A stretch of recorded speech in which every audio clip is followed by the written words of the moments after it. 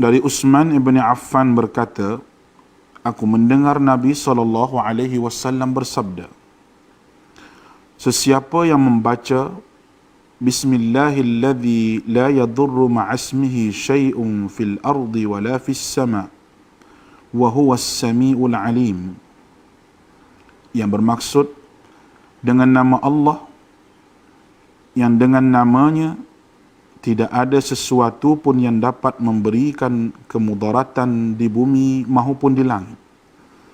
Dialah yang maha mendengar lagi maha mengetahui.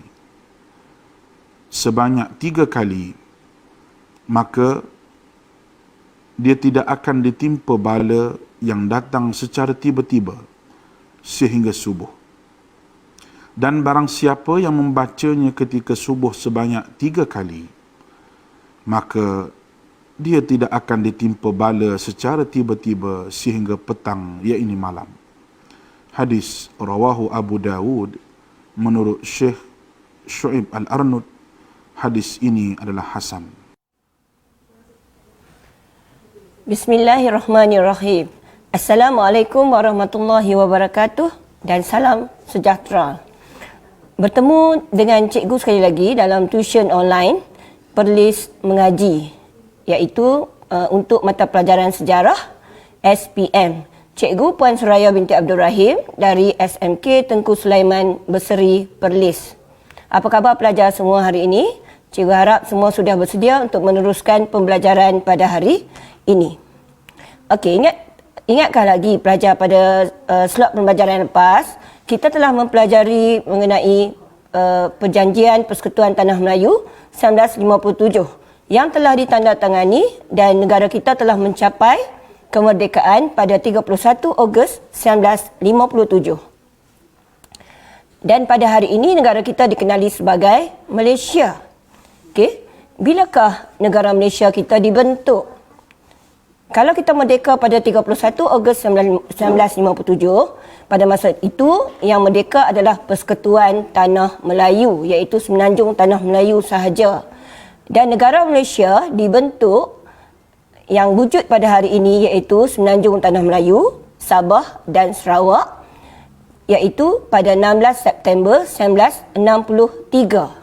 Jadi pada hari ini kita akan mempelajari tajuk Pengukuhan Negara dan Bangsa Malaysia, iaitu bab 6 dalam sukatan mata pelajaran sejarah tingkatan 5 SPM. Jadi apa yang cikgu akan sampaikan pada hari ini, yang pertama ialah cadangan ke arah pembentukan Malaysia, faktor-faktor pembentukan Malaysia dan juga reaksi terhadap pembentukan Malaysia. Okey, tajuk yang pertama hari ini ialah cadangan ke arah pembentukan Malaysia. Siapakah yang memberikan cadangan atau idea-idea ke arah pembentukan Malaysia? Yang pertama ialah Lord Brassey, iaitu pada tahun 1887, yang merupakan pengarah syarikat Borneo Utara. Beliau telah mencadangkan supaya British menggabungkan Sarawak dan Sabah, iaitu Borneo Utara, dengan negeri-negeri Melayu dan negeri-negeri Selat. Jadi ini cadangan Lord Brassey, gabungkan Sarawak, Sabah, negeri-negeri Melayu dan negeri-negeri Selat. Cadangan kedua adalah pada tahun 1948, iaitu cadangan oleh Sir Malcolm Macdonald, iaitu Gubernur Jeneral Asia Tenggara. Beliau telah mencadangkan Sarawak, Sabah, Singapura, Brunei dan Persekutuan Tanah Melayu digabungkan. Jadi di sini ada 5 negeri yang terlibat, Sarawak, Sabah, Singapura, Brunei dan Persekutuan Tanah Melayu.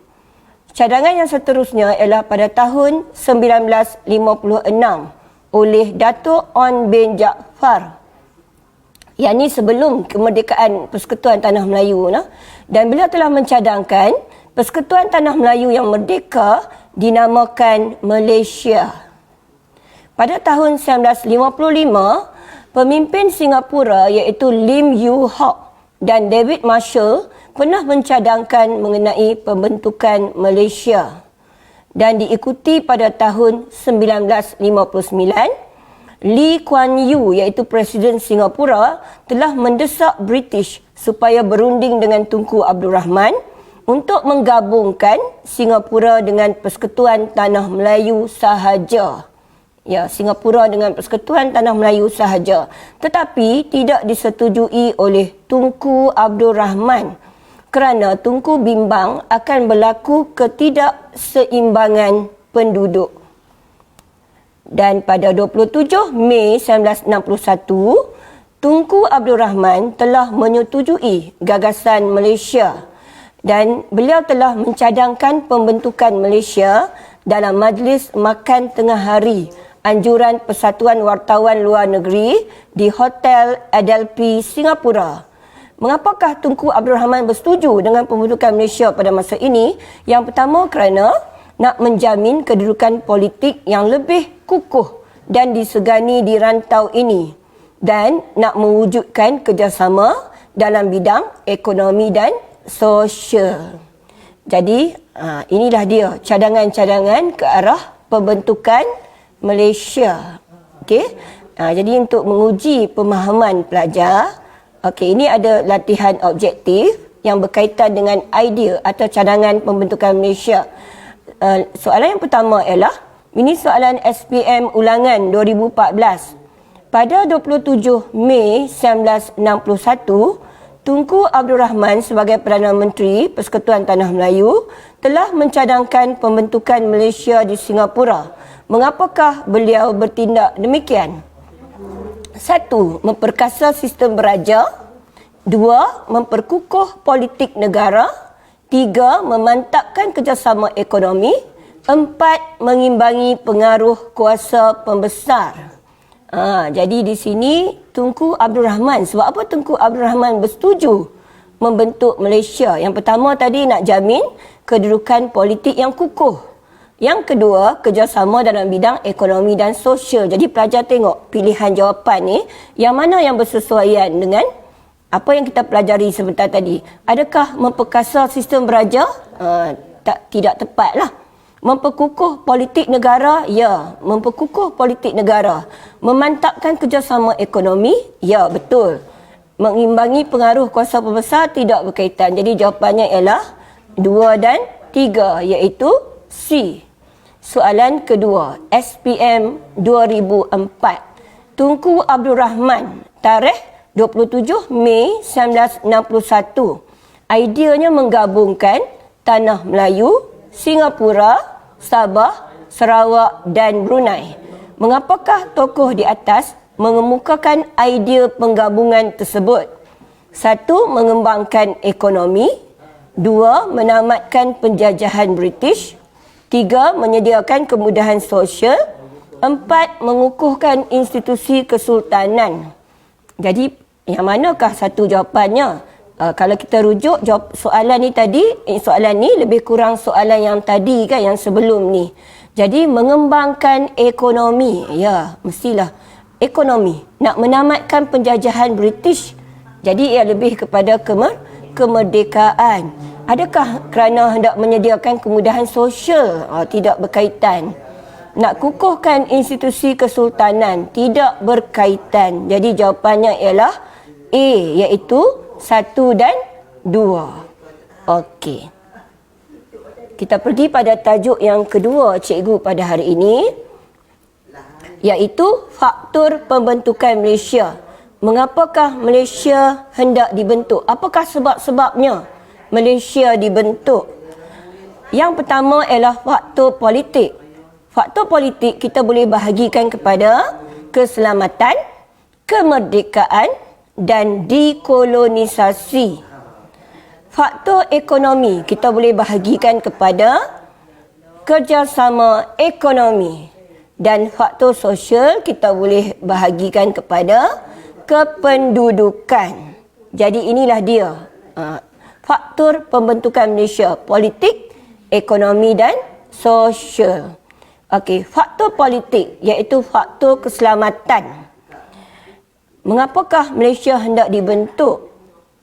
Lee Kuan Yew iaitu Presiden Singapura berminat bergabung dengan Malaysia kerana Di Singapura pada masa tersebut berlaku perkembangan pengaruh parti politik iaitu Barisan Sosialis. Barisan Sosialis telah memenangi pilihan raya yang diadakan di Singapura iaitu pilihan raya Hong Lim pada April 1961. Dan kemenangan Barisan Sosialis ni membimbangkan Lee Kuan Yew kerana ini akan melemahkan Parti Tindakan Rakyat pimpinan Lee Kuan Yew. Parti Tindakan Rakyat juga dikenali sebagai PETIR, singkatannya PETIR, ataupun dalam bahasa Inggeris People's Action Party, PAP. Ini adalah parti pimpinan Lee Kuan Yew. Dan Barisan Sosialis dianggap sebagai gerakan berhaluan kiri, iaitu ada pengaruh komunis.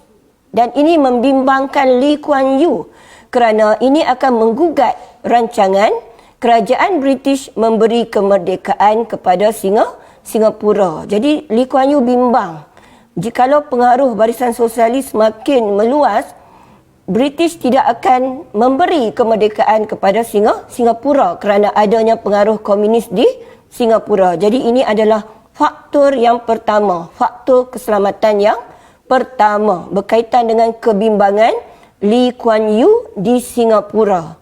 Yang kedua, faktor politik iaitu keselamatan, iaitu ancaman komunis di Singapura dan Sarawak.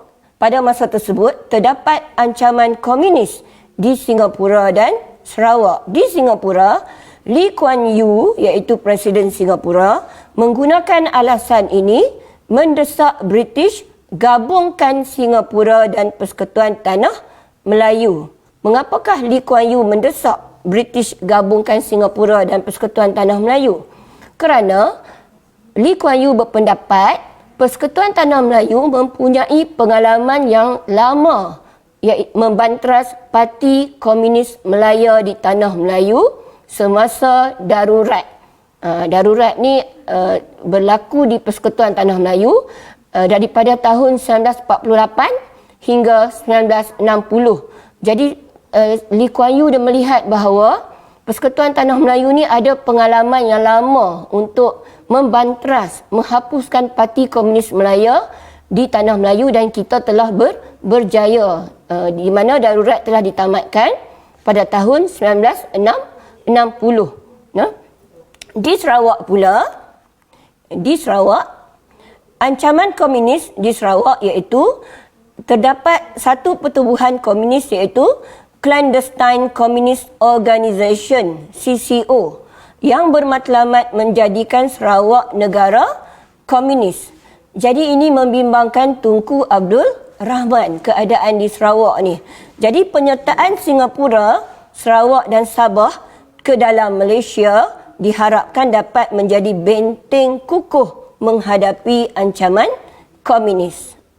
Jadi inilah dia faktor keselamatan yang kedua iaitu hendak menghadapi ancaman komunis di Singapura dan Sarawak. Kita terus kepada faktor politik yang kedua iaitu kemerdekaan. Kemerdekaan. Pembentukan Malaysia diharapkan akan mempercepatkan kemerdekaan negeri Sarawak, Sabah, Singapura dan Brunei. Pada masa ini, Sarawak, Sabah, Brunei dan Singapura masih belum mampu berkerajaan sendiri. Negeri-negeri ini masih belum merdeka lagi dan mereka ni belum mampu berkerajaan sendiri. Jadi, jikalau mereka menyertai Malaysia, ini akan menjamin kemerdekaan yang lebih awal atau lebih cepat. Kerana mengikut perancangan, Malaysia akan ditubuhkan dalam masa dua tahun sahaja. Jadi jikalau Sabah, Sarawak, Brunei, Singapura masuk dalam Malaysia pada masa tersebut, ini akan mempercepatkan kemerdekaan negara mereka atau negeri mereka. Dan secara tidak langsung apabila mereka menyertai Malaysia, mereka akan dapat menikmati pembangunan sosial, ekonomi dan politik.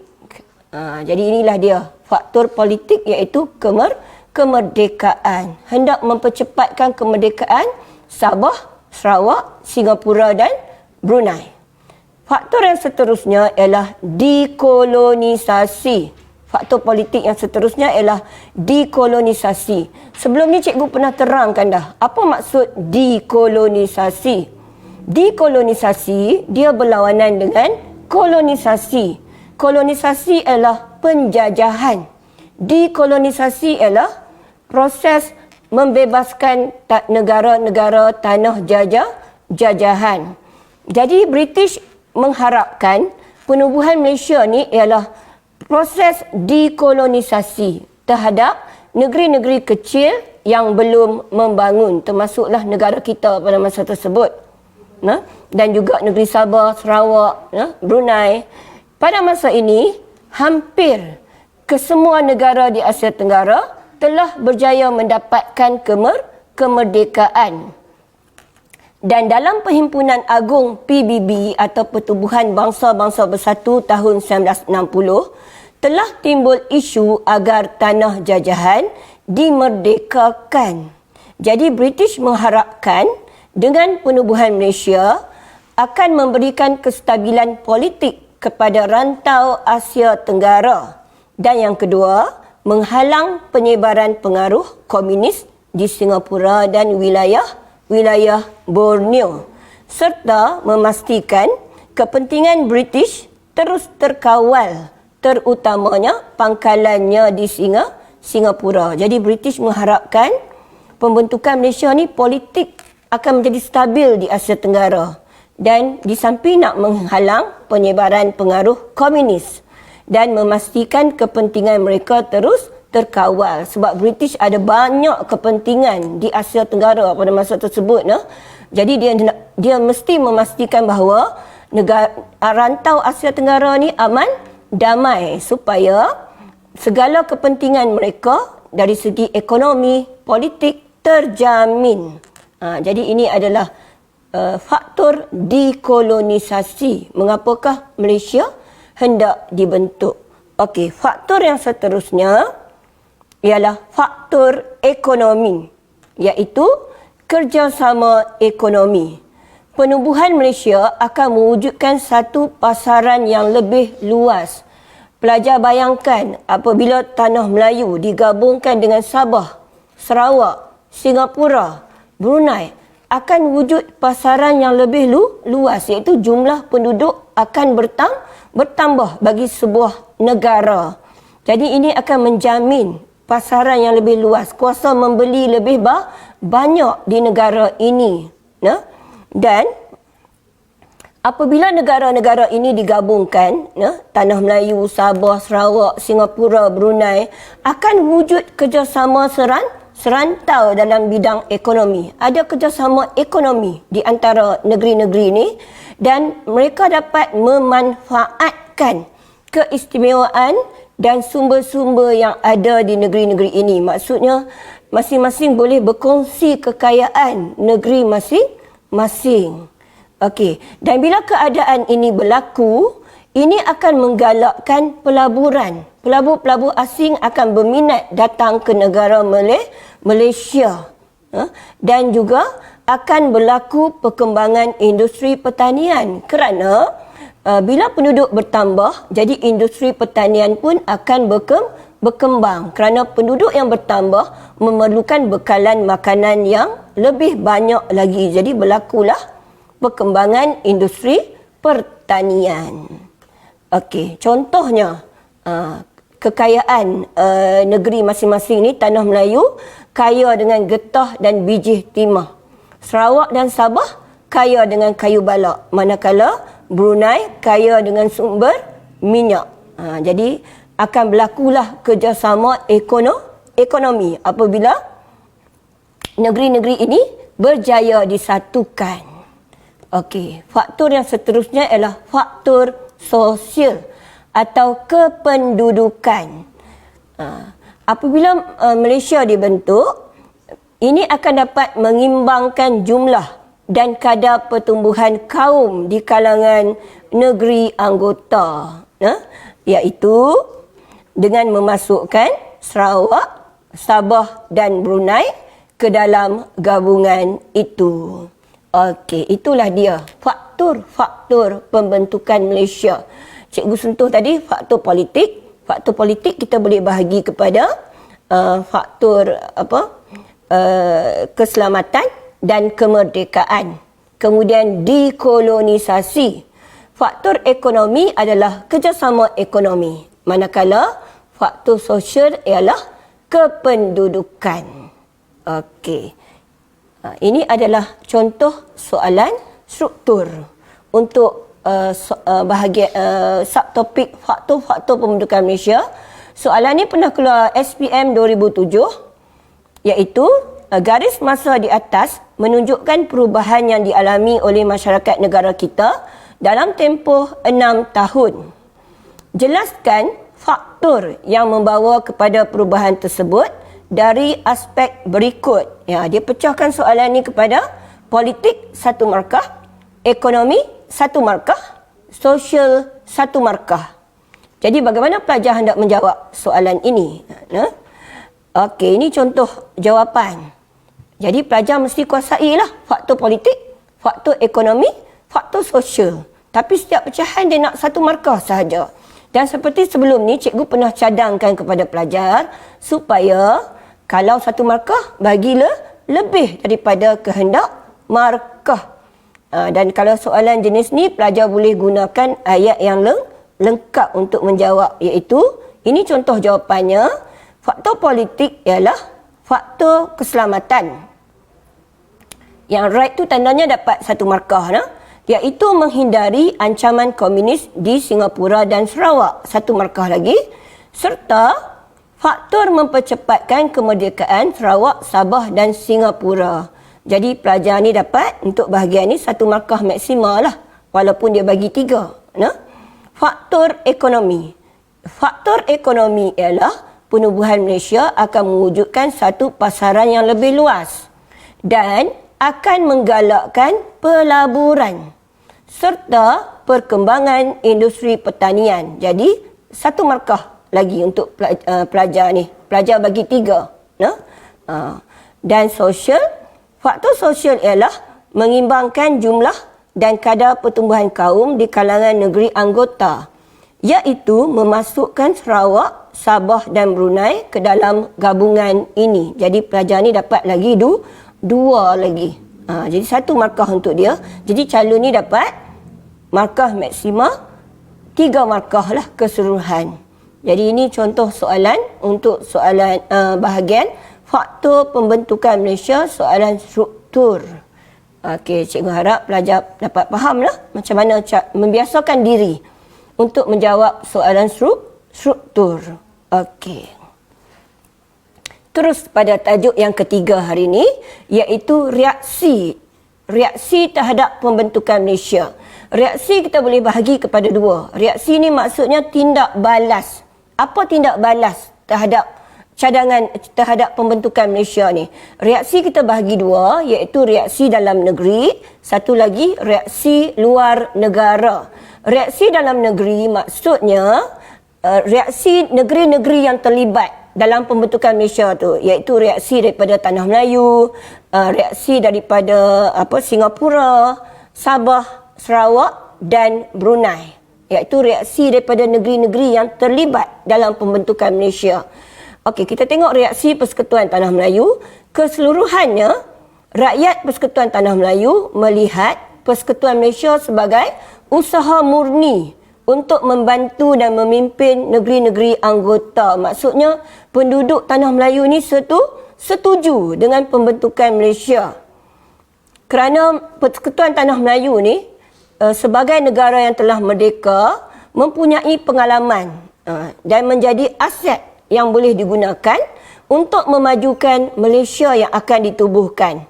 Kebanyakan parti politik di Persekutuan Tanah Melayu pada masa tersebut menyokong, tetapi berbeza pendapat cara pelaksanaannya. Contohnya, Parti PAS pada masa tersebut meminta cadangan pembentukan Malaysia itu dirundingkan dahulu dengan penduduk Persekutuan Tanah Melayu. UMNO UMNO pada masa itu inginkan penggabungan dengan Sarawak, Sabah dan Brunei dan tanpa Singapura. UMNO tidak mahu Singapura. Barisan Sosialis meminta dirundingkan dahulu cadangan pembentukan Malaysia dengan Persekutuan Tanah Melayu. Okey. Reaksi di Singapura. Reaksi di Singapura dia mengikut parti politik PAP ataupun People's Action Party, pimpinan Lee Kuan Yew menyokong usaha pembentukan Malaysia kerana Lee Kuan Yew bimbang dengan pengaruh parti berhaluan kiri dan beliau ingin mempertahankan kedudukannya. Barisan Sosialis iaitu parti pembangkang di Singapura pada masa tersebut menentang idea pembentukan Malaysia kerana dia mengatakan pembentukan Malaysia ni satu bentuk penjajahan baru ataupun dia panggil sebagai neokolonialisme, satu bentuk penjajahan baru, dan menuntut pandangan rakyat Singapura diambil kira terlebih dahulu. Parti Buruh dan Parti Rakyat Bersatu menggesa kerajaan Singapura mendapatkan pandangan rakyat. Akhirnya di Singapura diadakan satu referendum.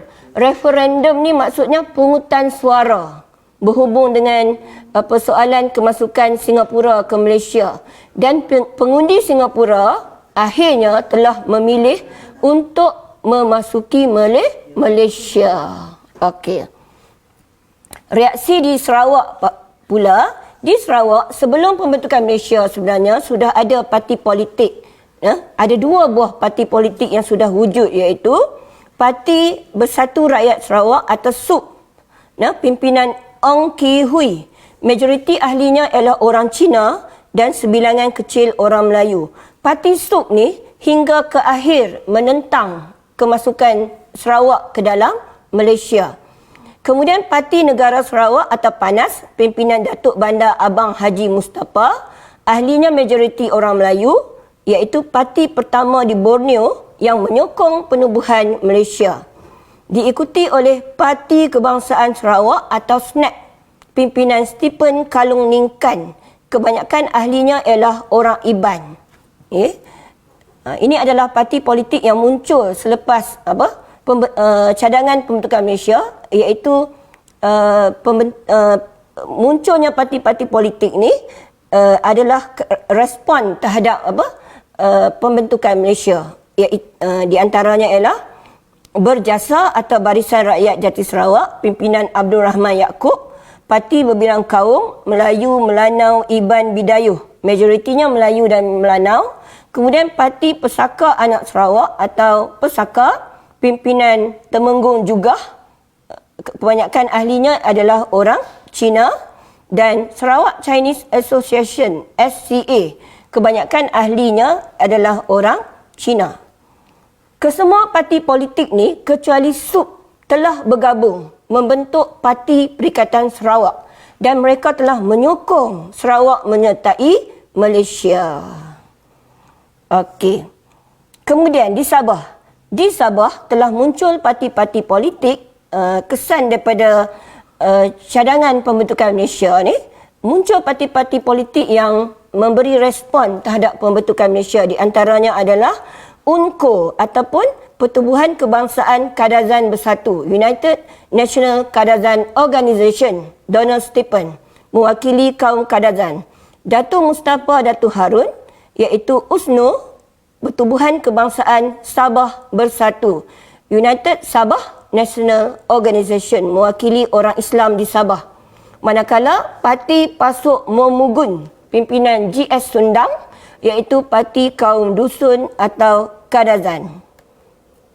Kemudian Parti Bersatu yang disokong oleh orang Cina, pimpinan Hu Siak Chiu. Parti Demokratik yang disokong juga oleh orang Cina, Peter Chin. Dan sama seperti di Sarawak, semua parti politik di Sabah ni telah bersatu dan membentuk Parti Perikatan Sabah dan mereka bersetuju untuk masuk ke dalam Malaysia. Okey, tetapi Sabah dan Sarawak ni telah mengemukakan tuntutan, syarat-syarat untuk mereka memasuki Malaysia yang dikenali sebagai hak wilayah asingan. Tuntutan Perkara 20 dituntut oleh Sabah dan Sarawak bertujuan melindungi kepentingan penduduk Sarawak dan Sabah dan dikenali juga sebagai hak wilayah asingan. Hak wilayah asingan adalah perbezaan pembahagian kuasa antara negeri Sabah dan Sarawak dengan negeri di Semenanjung.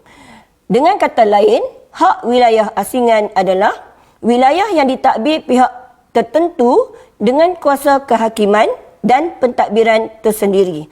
Antara perkara penting yang disentuh dalam hak wilayah asingan adalah hak sebagai ketua negeri, hak dalam pelajaran, kedudukan istimewa penduduk asal negeri dan hal ehwal immigration, agama Islam, kerakyatan, bahasa kebangsaan dan peruntukan kewangan. Jadi Sabah dan Sarawak ni dia berbeza dengan negeri-negeri lain di Semenanjung Tanah Melayu lah. Sebab dia ada hak wilayah asingan, iaitu hak dia sendiri untuk menentukan beberapa perkara di negeri dia. Sampai hingga kini lah. Sehingga kini hak wilayah asingan masih diguna pakai sehingga hari ini. Okey, ini adalah reaksi parti politik di Sarawak dan Sabah terhadap pembentukan Malaysia. Sebenarnya sebelum mereka bersetuju memasuki Malaysia, terdapat pelbagai isu lah yang dibangkitkan sebelum memasuki Malaysia. Antaranya ialah sub bimbang Sarawak dan Sabah akan dikuasai oleh Persekutuan Tanah Melayu. Pesaka Snap dan Ungku, orang bukan Melayu dan kaum peribumi bimbang mereka akan hilang identiti dan dikuasai oleh orang Melayu. Semua parti politik di Sarawak dan Sabah kecuali Berjasa inginkan kemerdekaan terlebih dahulu. Pesaka Snap Ungku bimbang sumber ekonomi Sabah dan Sarawak akan dikuasai oleh Kerajaan Persekutuan Tanah Melayu. Dan Panas Berjasa dan USNO membangkitkan isu kemajuan ekonomi dan sosial. Okey, dan menjelang akhir tahun 1961, ramai pemimpin dan rakyat Sabah dan Sarawak mula menyokong pembentukan Malaysia kerana yang pertama, usaha kerajaan British dan Persekutuan Tanah Melayu menjelaskan gagasan Malaysia dengan mempertimbangkan pandangan penduduk Sarawak dan Sabah. Yang kedua, semangat perpaduan dan sikap toleransi yang diperlihatkan oleh pemimpin dari Tanah Melayu seperti Tunku Abdul Rahman, Tun Abdul Razak, Tun Witi Sambantan dan Tun Tan Siew Sin. Dan yang ketiga, kerjasama daripada pemimpin Sabah dan Sarawak sendiri. Antaranya ialah Datu Musaffar Datu Harun, Temenggung Jugah, Donald Stephen, Ong Ki Hui dan Stephen Kalung Ningkan. Okey, Brunei. Brunei, pada asalnya Sultan Brunei iaitu Sultan Omar Ali Saifuddin III menyokong gagasan Malaysia pada peringkat awal dan baginda telah membentuk sebuah Suruhanjaya bagi meninjau pendapat rakyat Brunei.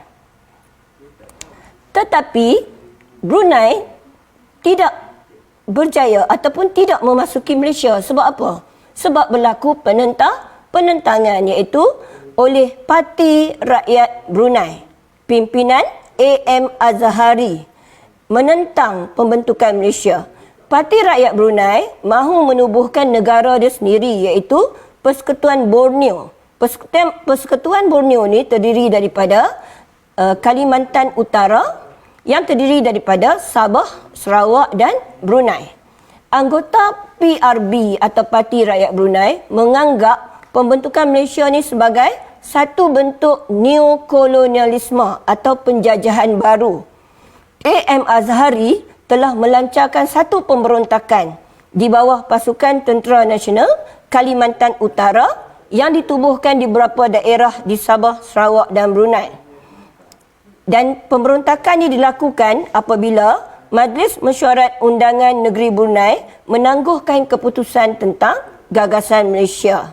Dan A.M. Azhari dan penyokongnya mendapat bantuan dan sokongan daripada Indonesia dan Filipina.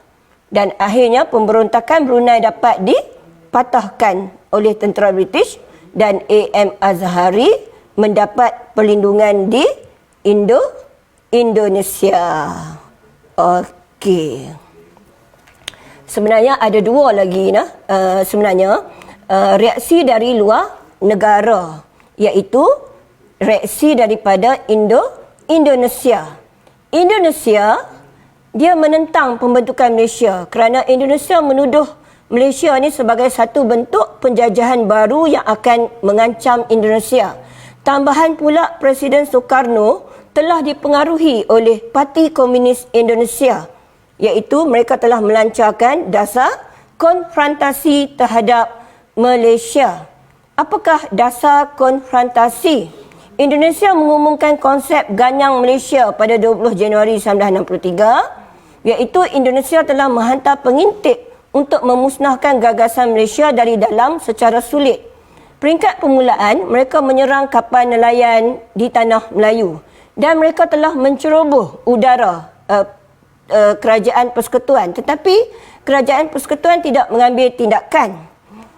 Kemudian, Indonesia telah menyerang Malaysia melalui Johor, Sarawak dan Sabah.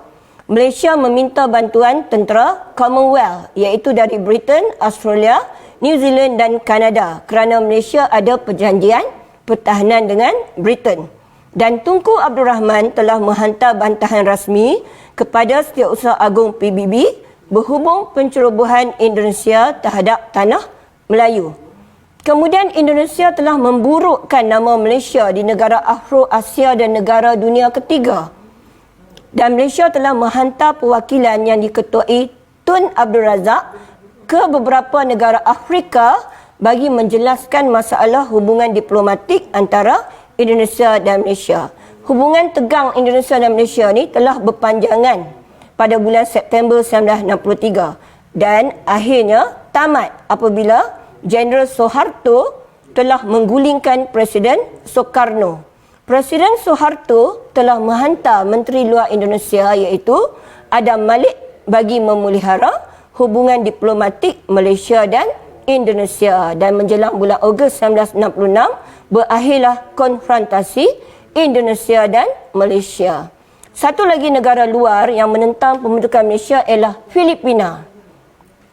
Presiden Macapagal iaitu Presiden Filipina telah membuat tuntutan rasmi Filipina ke atas Sabah, iaitu Filipina mendakwa Sabah adalah milik sebahagian Kesultanan Sulu.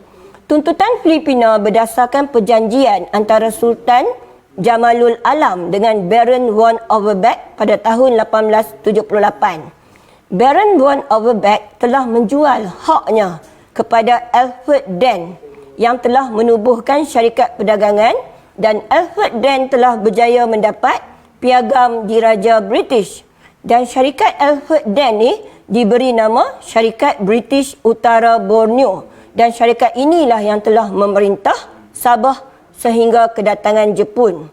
Pada tahun 1946, SBUB menyerahkan pemerintahan Sabah kepada kerajaan British, dan Sultan Ismail Kiram iaitu pewaris Sultan Sulu terakhir mengisytiharkan pajakan Sabah kepada SBUB sebenarnya telah berakhir. Pajakan ni maksudnya dia telah sewa dia sewa pajak tanah di Sabah. Dia pajak satu negara Sabah. Tapi Sultan Ismail Kiram ni kata sebenarnya pajakan ni sebenarnya telah berakhir pada 22 Januari 1958. Jadi akhirnya Filipina telah mengiktiraf Malaysia melalui penubuhan Maafilindo.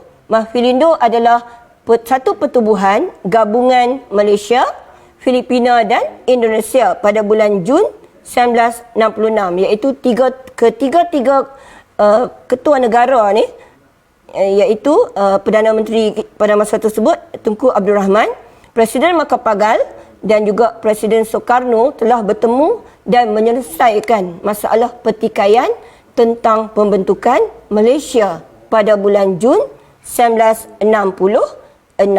Okey, ini adalah contoh soalan esei lah. Tahun SPM 2005. Ini contoh jawapannya.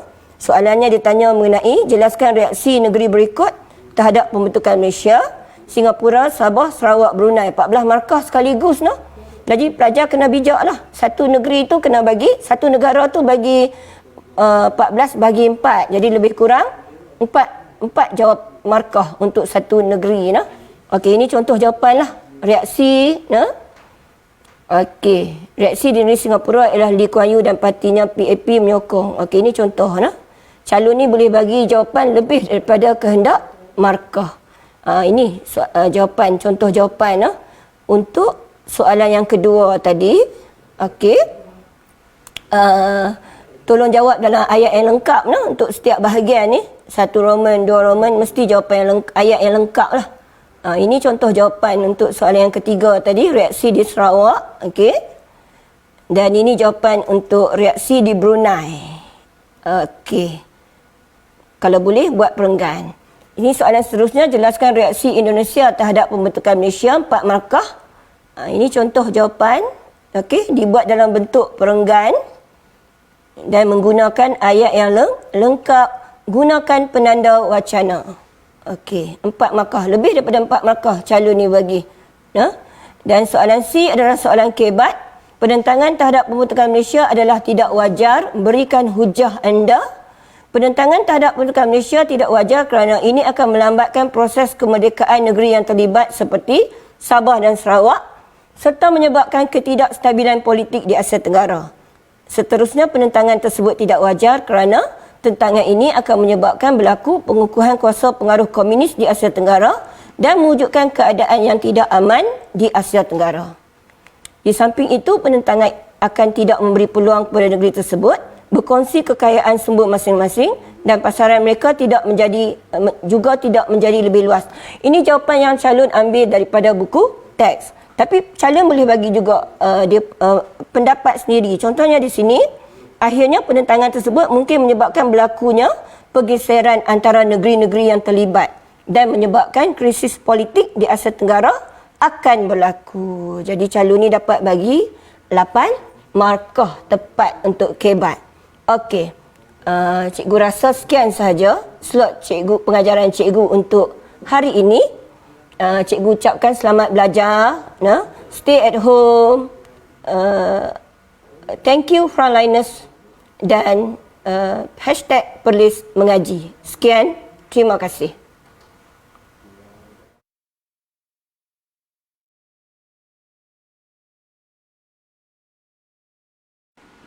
Daripada Anas bin Malik radhiyallahu anhu berkata, Nabi SAW pernah berdoa, Allahumma inni a'udzubika minal barasi wal jununi wal juzami wa min sayil asqam. Ya Allah, aku berlindung denganmu daripada penyakit sopak, penyakit gila, penyakit kusta dan penyakit-penyakit yang buruk. Hadis diriwayatkan oleh Al-Imam Abu Dawud dengan sanad yang sahih.